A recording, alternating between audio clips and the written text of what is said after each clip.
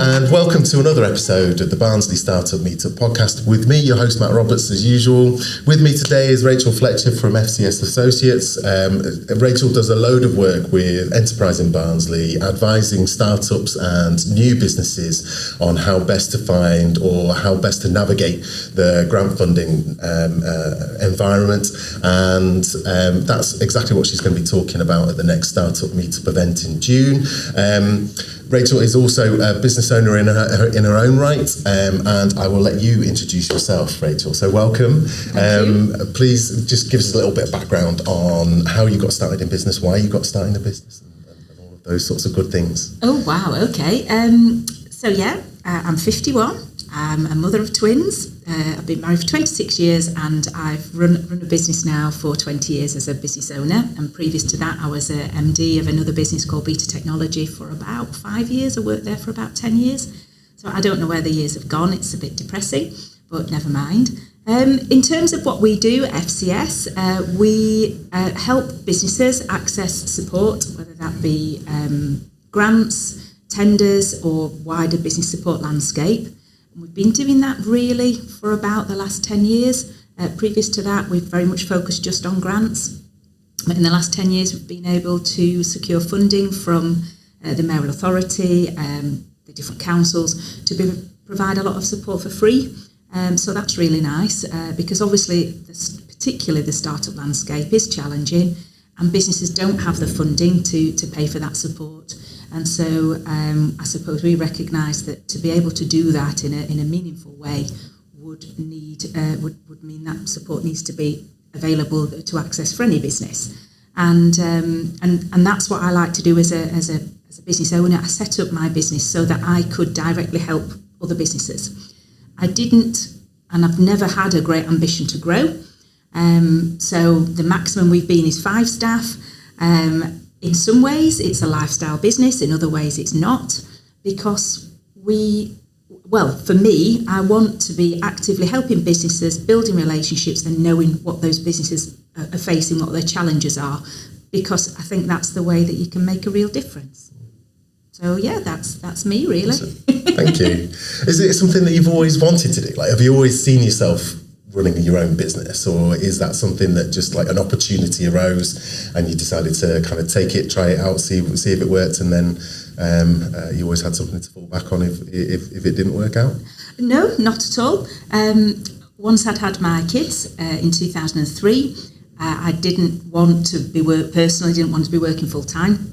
And so thought what an easy thing to do would be to set up my own business and run with that. I mean, how naive was I? Very, But I do think that having your own business means that you can choose who you work with, choose how you work, choose what work you do. And I like that flexibility. I think I'm also quite an optimist. I think that things will always be okay. Things will turn out okay. So therefore, the idea that you don't know where the next job's coming from or the next work is coming from has never really bothered me that much. I've always thought I'll find something to do, and luckily that's what's happened. So I just think if you keep positive, keep trying, work with people in a good way, then it seems to work out, and I've been lucky in that's what's happened so far. Good stuff. Was you obviously mentioned there that you initially started your business because you thought it'd give you the time, the flexibility and the time to be able to kind of work around your life commitments and all of those sorts of things. What was the biggest shock to that not being the case? I think that when you have your own business, you're always on call. There is never a time, whether it's holidays, whether it's sickness, which you just don't have because you don't get paid, so you're not sick. Or it's very difficult. I think that's one of the challenges. So you're never not working. When I go on holiday, I find it very difficult not to check my emails, and particularly now, I think everything's very on demand. You're expected to be on demand. But I don't mind that. I like my job. I like what I do. So for me, it isn't an interruption. I don't feel the need to have to switch off and leave everything behind. I'm quite happy to mesh it all together. And I think that's the good thing about where we are now in terms of technology. You can do that. You can be a digital nomad. You can work, well, certainly for me, I could work from anywhere. And therefore, if I choose to do that, that's great. But equally, I'm quite happy being based in Sheffield, working across South Yorkshire, and particularly in Barnsley. And so that works really well. So, yeah, I do think that there's never an off button. But then again, it doesn't mean also that you have to be permanently on it 24/7. I think it's about how you manage your diary, your expectations, those relationships. If you can, manage them in a sensible way, I think it can work out. And managed it this far. Yeah, absolutely. What was that discussion like? I mean, obviously it was a little while ago now, but like, what was that discussion like with your partner, with your husband? I think, was there it's a joint decision, right? Or did you feel like it was a joint decision, or was it just a case of I'm doing this and then? It just seemed like a good idea. I don't think. I mean, I speak to business. I find it quite ironic, really. I speak to businesses all the time, and they all have plans. And I'm a big, positive person about having a plan, writing it down. I didn't do any of that. My brother just said to me, "Why don't you set up your own business?"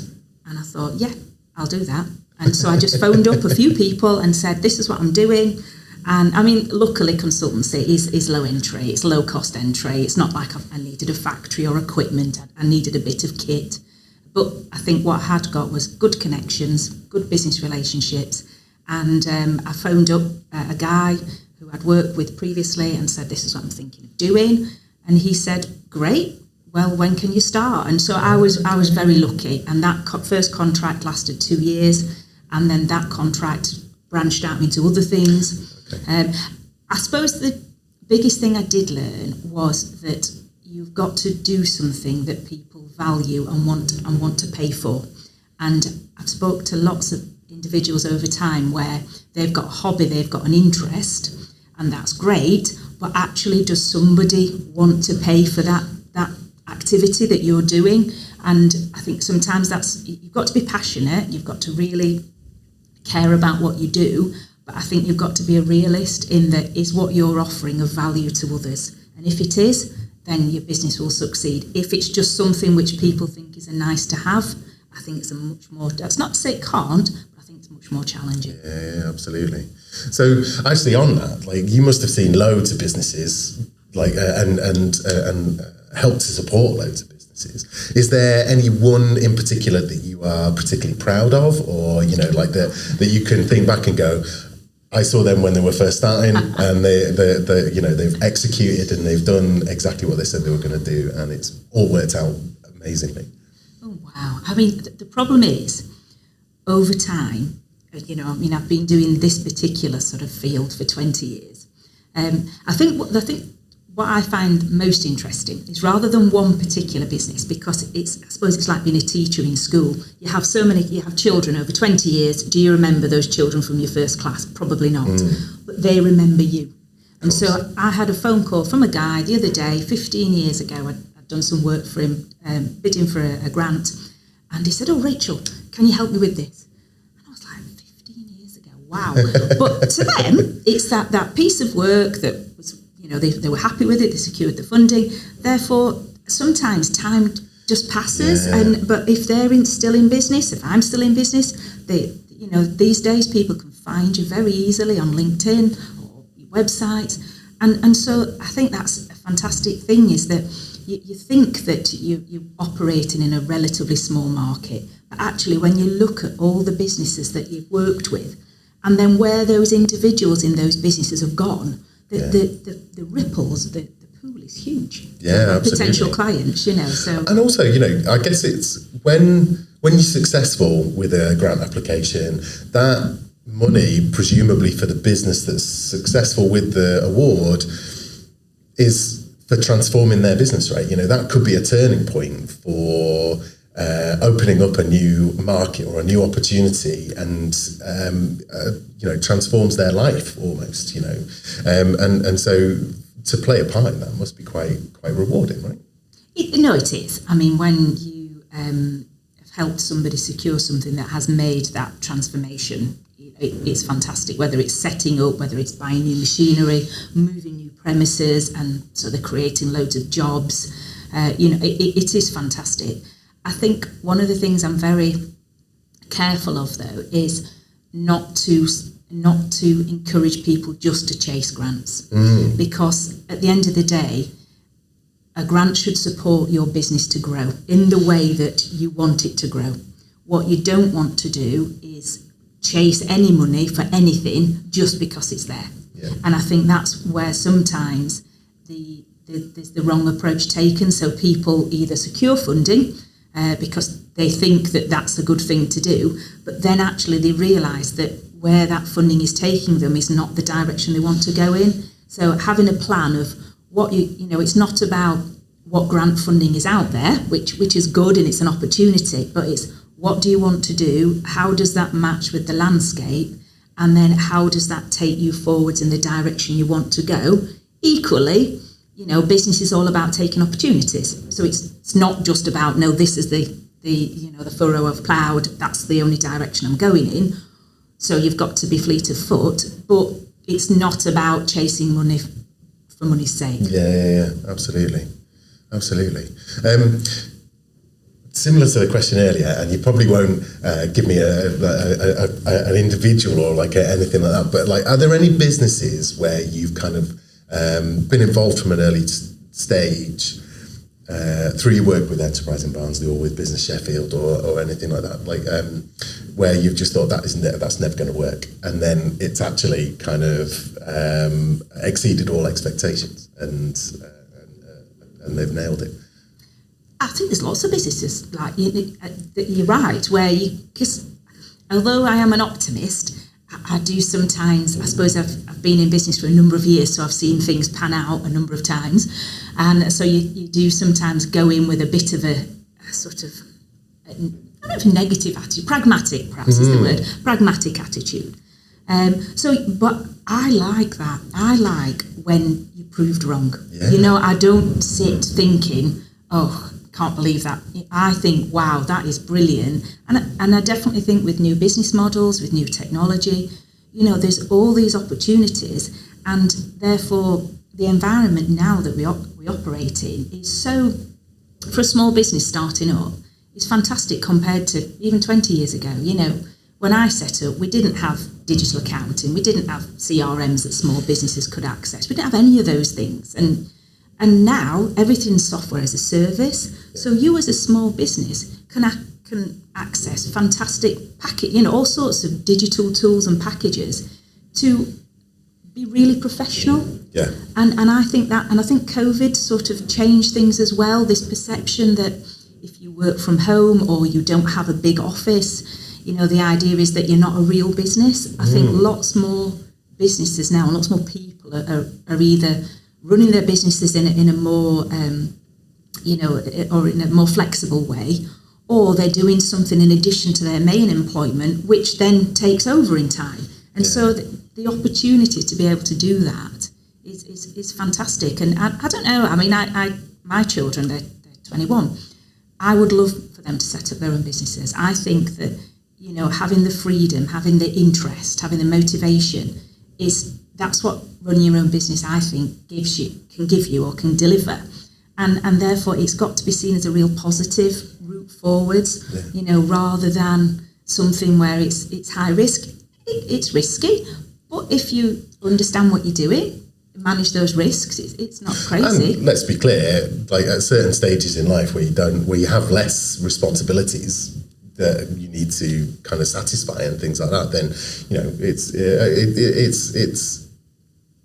it's less risky, or you can manage those risks a little bit better, right? In terms of, like you say, if the 20, 21 and things like that, and you've got, you're confident enough, then a load of the nuts and bolts can be handled really quite quite cheaply, like you say, in terms of appearing to be professional, because actually what is professional other than your approach to dealing with customers and dealing with clients, right? And recognizing what they need and satisfying that, right?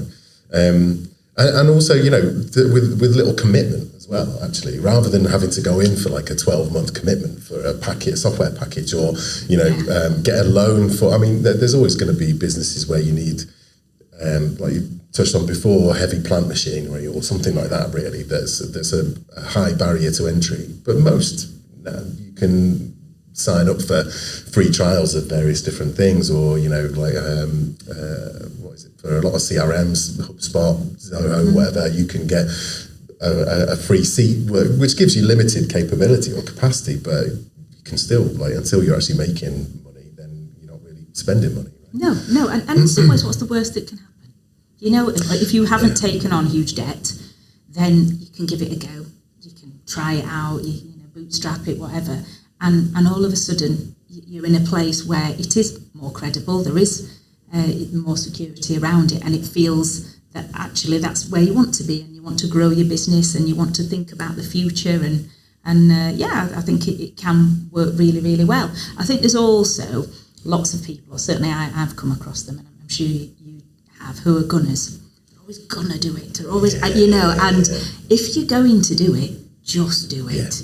There is never that right time. It doesn't matter. The right time is now. I think it's really tied into, as you get older, there's the expectation that you just know how to do something straight away, even if you've never experienced doing it before, or you've never learned how to do it before. And I think that there's definitely a mindset that is, I am going to make mistakes. I'm going to have problems. But the fact that I know that that's going to be the case means that I can mitigate that, right? I can expect that to happen and know that, like you said before, it's going to be all right? If you've got a brain in your head and you've got experience and understanding of how how you expect the world to work, then you can work your way out of almost any problem whatsoever. And so it is, like you say, it's a case of just start doing it, right?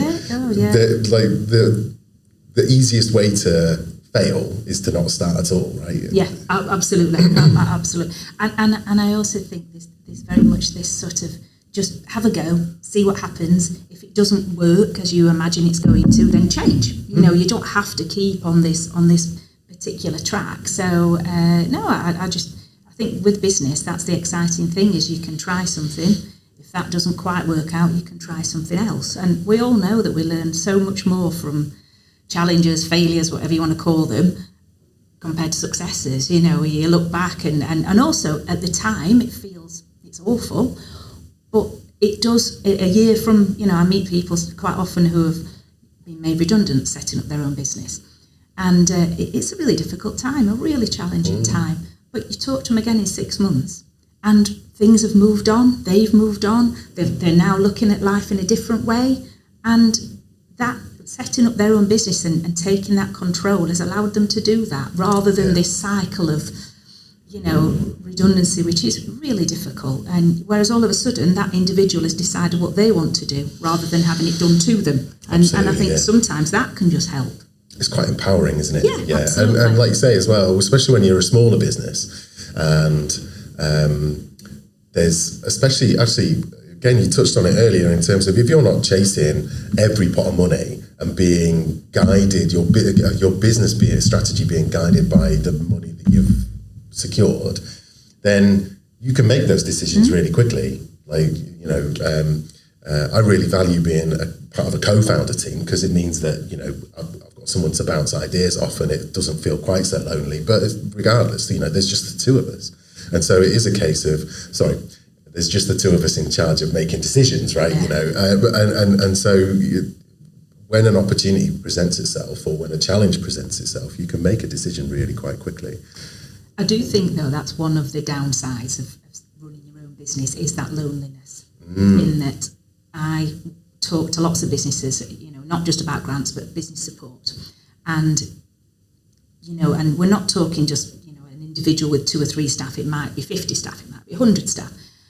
But they are the key figure in that organisation. And it's very difficult sometimes if they don't know the answer and they don't feel they know what the right approach is, to have that sounding board.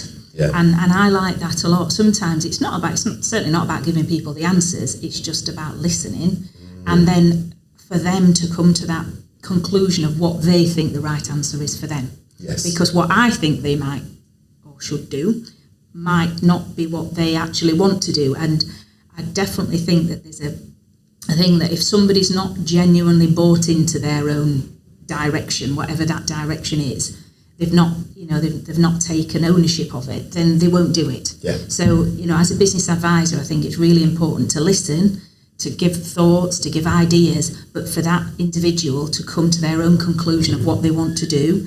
And then quite often I'll go back in, have a catch up, because that accountability is the other difficulty, that when you're the single person in an organisation, and if there's 6 jobs and 5 of them are easy and 1 of them's difficult, you'll do the 5, you probably won't do the 1. Whereas absolutely. It's really weird that if someone knows I'm coming in, they've done the 6th as well, and that's not to be sort of bossy, it's just that's how we as humans operate, There's an accountability Definitely, in that, right? yeah. And especially when it is your responsibility to set your own tasks for the day, then exactly like you say, unless there's actually someone that is going to come in and say, have you done this yet? Going to do it really, or rather there's very few people that I've met that have got their kind of wherewithal to do that.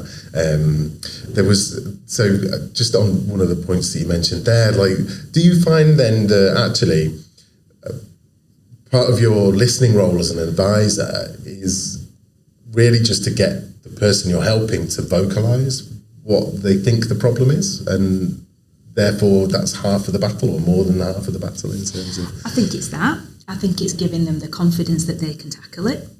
Why can't they do it? What's the barrier? Why should they not be able to do this thing, whatever it is that somebody else seemingly can do? Why can't they do it? I think it's being realistic about what's achievable. You talk to some people and they've got 50 things they're going to do. Nobody's going to do that many. So what are the real priorities? And what realistically can you do in that time? And it comes back to my first job. My old boss used to say that if you did one important thing a month, 12 in a year, you've done 12 really good things. And I know 12 doesn't sound a lot, but if they're big things, if they're sort of critical elements, that can move a business from, it can transform a business. And so I think it's sometimes about picking out those really big things and focusing on them and doing them well, rather than just doing all the 50 other things that, are there to do and would be better to have them done, but isn't that defining moment. I'm a great believer in looking back at those as well, right? Reflecting on how far you've come. Let's move on, actually. So let's move on to... Could you just give us a little bit of insight into what you're going to be talking about at the event, at the Startup Meetup event?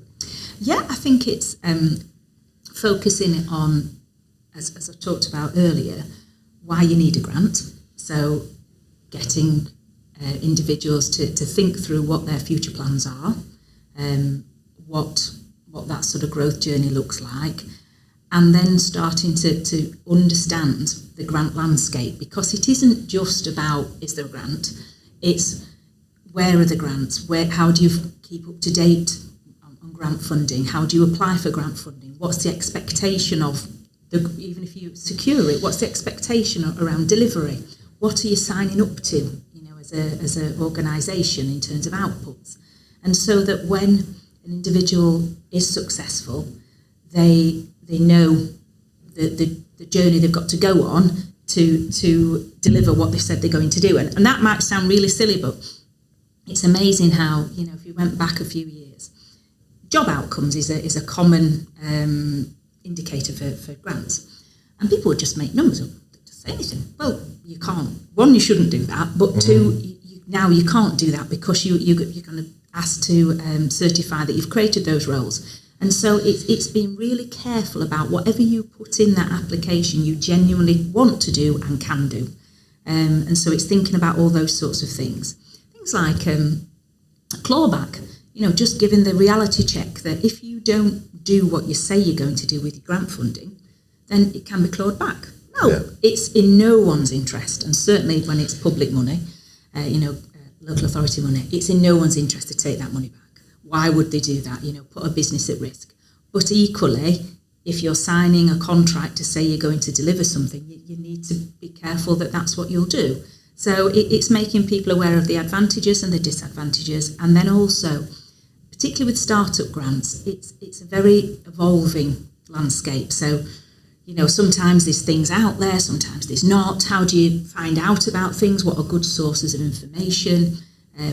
Is it a research grant? Is it an accelerator? Is it a training grant? So thinking through the different elements that grant funding can support, because I do say to people, grant funding isn't there for everything. It's amazing. I get loads of phone calls and they'll say, I want to do X, Y, Z. Is there any grant funding for it? No. Well, there should be. Well, maybe in your mind you think there should be, but equally there isn't always, and that is. Doesn't that come back to the same thing you were saying before about choosing to do a business and providing something that people want, right? So if you're if you're in a particular market and you're wanting to do a thing, but it's actually not anything that anyone wants, then the fact that there isn't a grant for it probably means that that's an indicator that it's not something that's desirable, right? Or at least that the whoever's providing the grant doesn't want to achieve. Yeah, and I think it comes down to that at the end of the day, whoever's funding you is what I would say buying outputs. So they're wanting to see your business develop in some way.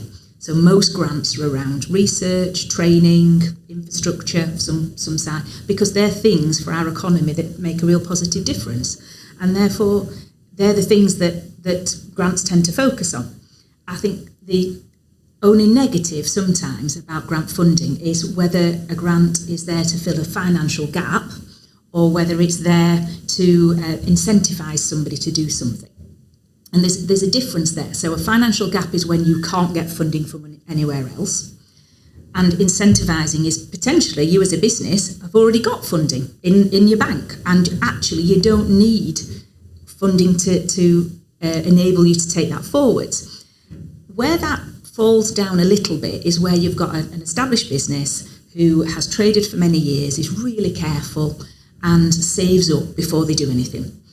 And then they feel very hard done to that a high-risk entrepreneur is able to come in and say, I want to do this because, I know I can't get some funding and grant funding will fill that gap. So there's quite a few complexities around funding that people don't always realise. Mm-hmm. But I'm passionate about it. I like to help people find the right funding, apply for it in the right way, and then deliver it, and build that relationship so that next year or the year after they come back again and we look at something else. To me it's about helping them access grant funding to realise that whole transformation, not just we'll do a first aid course and we've got it funded 50%. It's bigger than that. But when it's done right for the right reasons, then it's mutually beneficial, right? The outcomes are what the grant provider wants, and then the business accepting the grant is able to grow in the way that they want and in the direction that they want their business to move, right? So it does help. The one thing I was going to ask is, do you see, obviously with the propensity for with the explosion of AI over the last year or so, and particularly GPTs like ChatGPT, Gemini, all of those sorts of things. Do you see more people using those to submit or to build their grant application? Yes, absolutely. And I do think there's some advantages to it, and I think it's like it's a tool, and it's the right time to use that tool. I don't think the right time to use that tool is when you literally just copy and paste the question, put it in, and it spurts something out, and it looks brilliant. You read it and you think, oh, that's great. What you don't realise is, or what is perhaps not realised, is that lots of people are doing that. Yeah. And so as a funder, they will get identical applications. And we see this particularly with public sector tendering, but certainly with grants as well, where applications are just identical.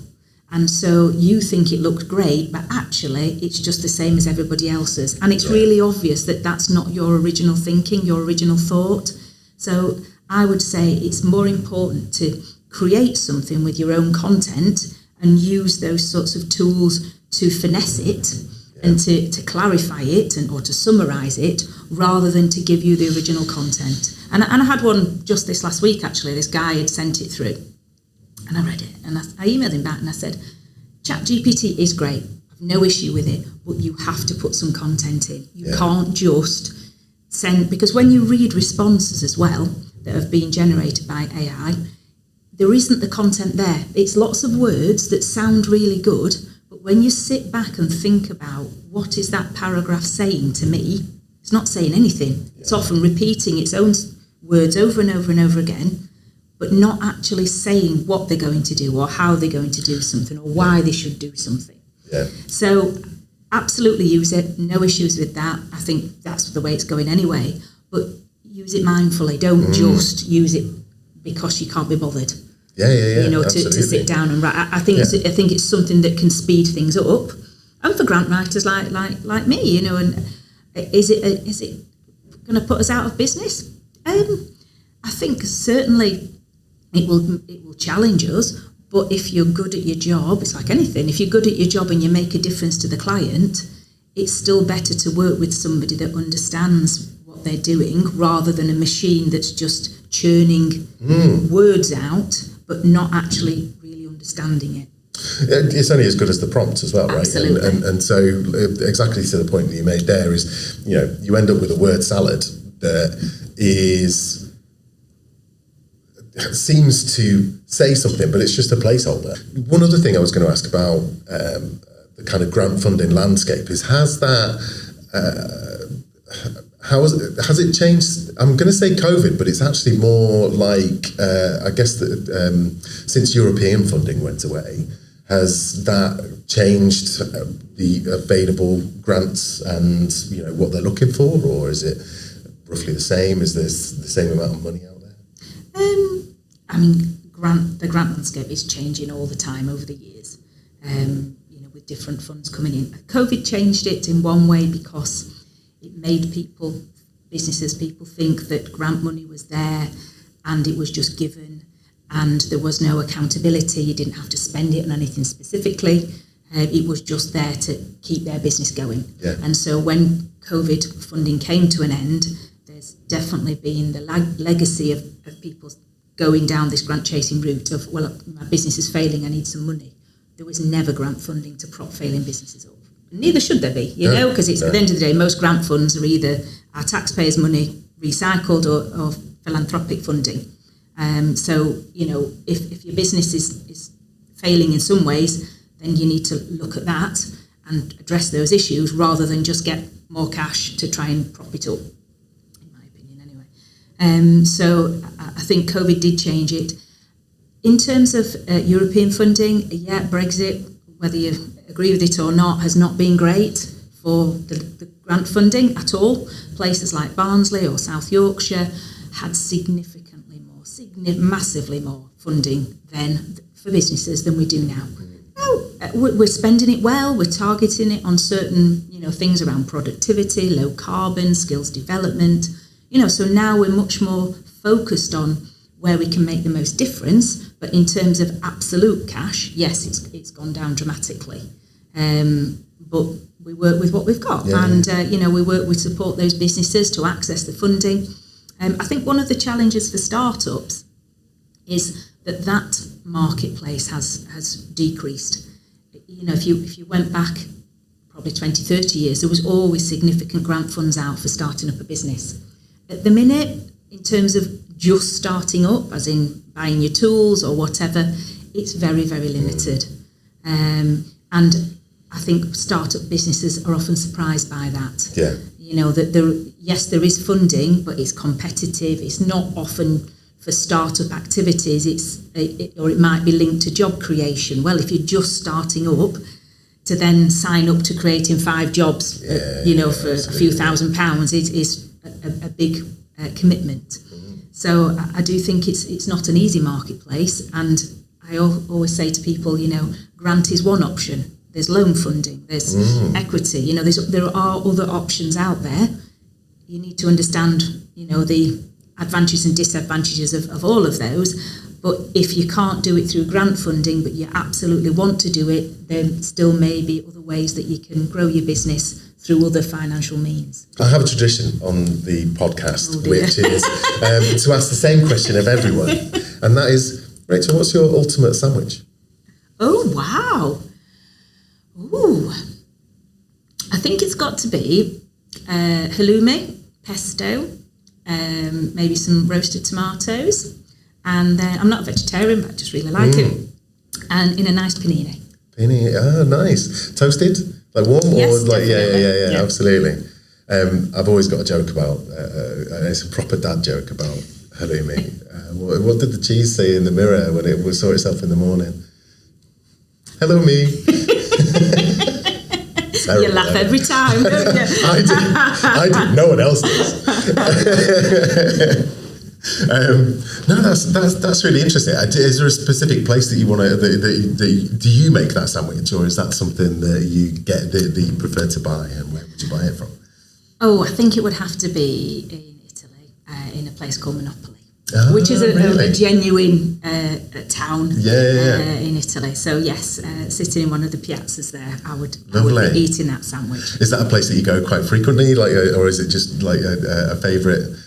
One of your like a past holiday? I like Italy a lot. I love travel. I mean, that is apart from business, my other passion is travel. Yeah, absolutely. And Italy is one of those places where Rome and Florence are great, but actually get out of those places and go to the south and travel around. There's so much to see. And the food, the cuisine, the wine is fantastic. Awesome. That's it for this edition of the Startup Meetup podcast. Thanks for joining me. And as usual, the Startup Meetup events are every second Thursday of the month in the DMC. And Rachel will be doing the next event for June, and then there'll be a special event for July, which is a summer social, and then into the Startup Meetup for the afternoon as well. So I hope you can join me for that. That's all that's to say is thank you very much, Rachel. No, thank you for inviting me. It's been lovely.